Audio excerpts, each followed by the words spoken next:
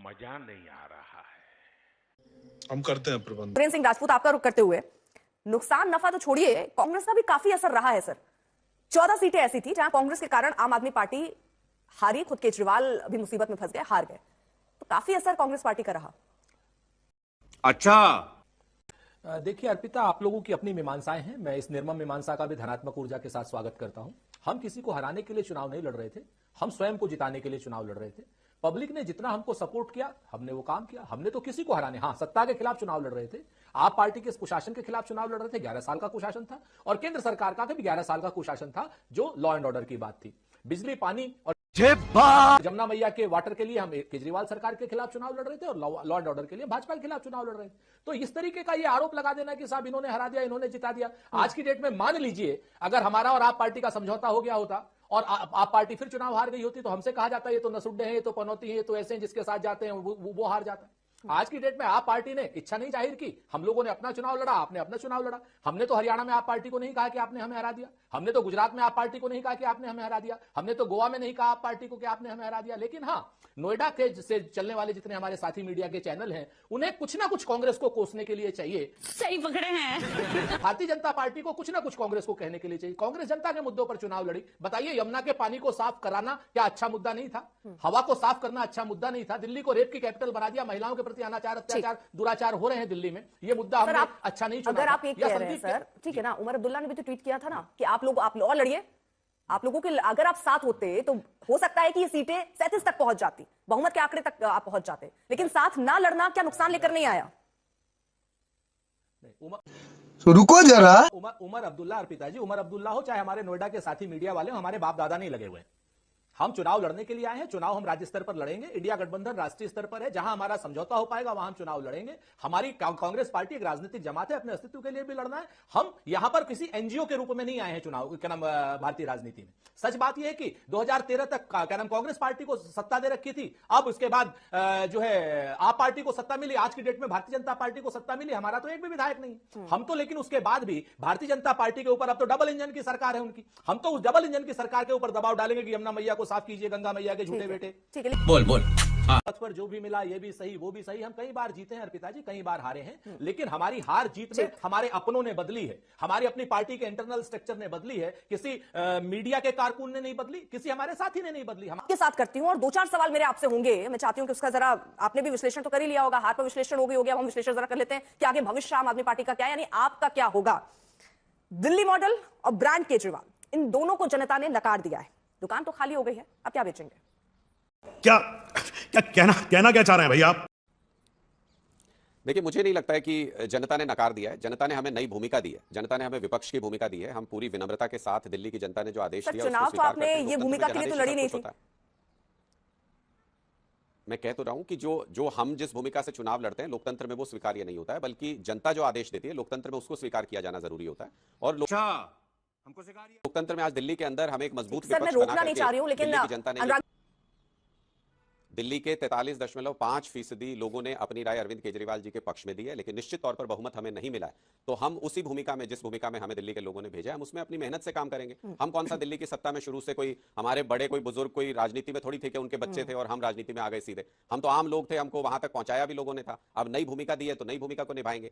आज देश के कम से कम 10 राज्यों में आम आदमी पार्टी के इलेक्टोरल फुटप्रिंट है। धीरे धीरे हम अपनी पार्टी को बढ़ा रहे हैं, हम अपने संगठन का विस्तार करेंगे और जो भूमिका दिल्ली में हमें विपक्ष की मिली है उसको निभाएंगे। लेकिन सर क्या बात है सर, क्या तो गया बेटे। अब की कुछ उदाहरण है, जनता दल देख लीजिए, असम गण परिषद देख लीजिए, जैसे दल जो है ना जोर शोर से अस्तित्व में आए और फिर सरकार बनाई, बिखर गए। कहते जो पावर है ना सर, वो एक तरीके से फेविकोल का काम करती है। जब आपकी विचारधारा या हाईकमान, आपका जो आला कमान हो वो इतना मजबूत हो, तो विचारधारा तो है नहीं, वो कट्टर ईमानदार की विचारधारा लेकर चले थे, ऐसे तो कोई विचारधारा पार्टी की है नहीं, तो किस तरीके से बांधेंगे आप? क्या बात कर रहे हैं बाबा? मुझे लगता है कि ये आपका निजी विचार हो सकता है कि आम आदमी पार्टी की कोई विचारधारा नहीं है। हमारी एक मजबूत विचारधारा है, लोगों को मूलभूत सुविधाएं उपलब्ध कराने की हमारी एक मजबूत विचारधारा है। और अगर आप उदाहरण लेना चाहती हैं तो मैं उदाहरण दे देता हूं। अटल बिहारी वाजपेयी जी उन लोगों में से जिन्होंने भारतीय जनता पार्टी को खड़ा किया था। वो 57 में हारे, 62 में हारे, फिर 62 में हारे, फिर 84 में हारे, लेकिन धीरे धीरे उसके बावजूद भी भारतीय जनता पार्टी बढ़ती गई। तो ऐसा नहीं है कि चुनाव में हार जीत होती रहती है, कोई एक चुनाव की हार जीत किसी पार्टी का भविष्य तय नहीं करती है। हम अपने मुद्दों को लेकर, अपनी बातों को लेकर लोगों के बीच में फिर से जाएंगे, देखेंगे क्या कमियां रही, आत्मचिंतन करेंगे, हम एनालिसिस करेंगे और फिर वापस लौट के आएंगे और इससे मजबूती के साथ वापस लौट के आएंगे जिस ताकत में आज हम थे। ठीक है, पार्टी विस्तार योजना क्या सोचते हैं आप? देखिए, निश्चित तौर पर उस पर पूरी तरह से मंथन हो रहा है। आज सभी विधायकों को बुला करके भी अरविंद केजरीवाल जी मिले थे, विपक्ष के रूप में क्या हमारी रणनीति होगी वो तय किया था, और सभी ने एकमत होकर के ये कहा कि भारतीय जनता पार्टी को जिन उम्मीदों से लोगों ने वोट दिया है, भारतीय जनता पार्टी ने कहा था पहली कैबिनेट में 2500 रुपए हर महिला को मिलेंगे, ये सुनिश्चित करेंगे। तो हमारी ये जिम्मेदारी बनती है कि हम ये सुनिश्चित करवाएं कि वो पहली कैबिनेट में इसको पास करें, विपक्ष के रूप में उनके ऊपर ये नजर बना के रखें, दबाव बना के रखें, और जगह जगह पे जहां जहां आने वाले समय में चुनाव होने वहां पार्टी के संगठन का कैसे विस्तार करना है, अरविंद केजरीवाल जी की देखरेख में वो काम भी करेंगे। राजपूत, कांग्रेस क्यों ऐसे कह रही है कि शिंदे रास्ते पर चल रहे हैं भगवंत मान? अरे एक जगह उनकी सरकार चल रही है, चलने दीजिए ना।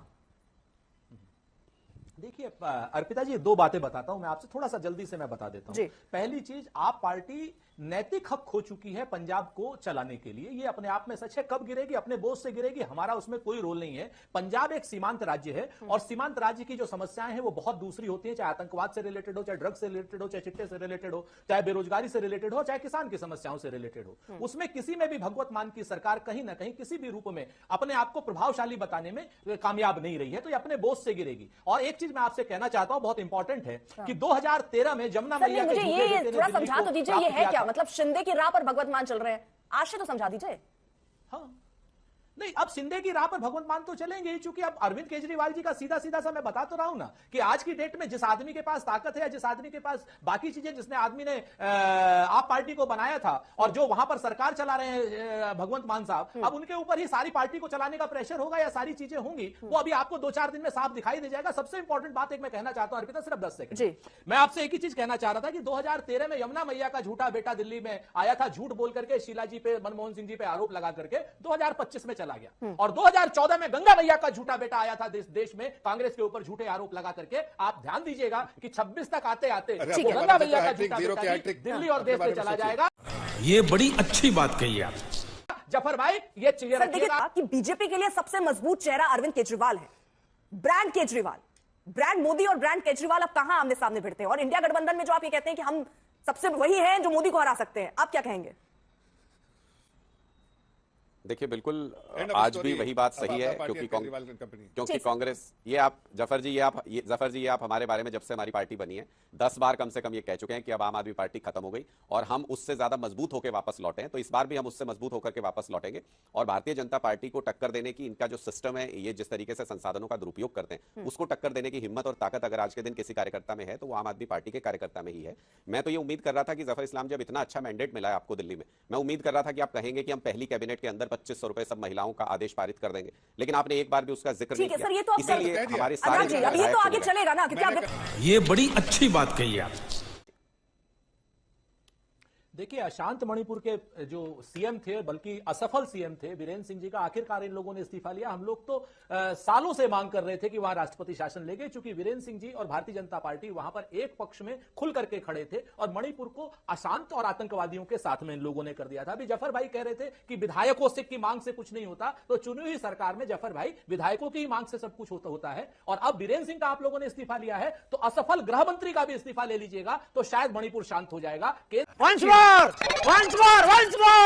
केंद्र में जो गृह मंत्री हैं, पिछले पूरे 1.5 साल से लगातार प्रचार मंत्री के रूप में काम कर रहे हैं। आज एक सही समय है कि मणिपुर में राष्ट्रपति शासन लगाया जाए, मणिपुर में सारे पक्षों से बात की जाए, सारे मैतेई को, कुकीज को, सारे लोगों को इकट्ठा किया जाए, और वहां शांति बहाली की अपील के लिए एक सर्वदलीय बैठक भी बुलाई जाए, और राष्ट्रपति शासन लगा करके यह काम किया जाना चाहिए। आज के लिए फिलहाल इतना ही। आपकी तरह मैं भी मायूस हूं, लेकिन उम्मीद पर दुनिया कायम है। दिल दुखा है लेकिन टूटा तो नहीं है, और उम्मीद का दामन छूटा तो नहीं है। इसलिए आज के लिए इतना ही।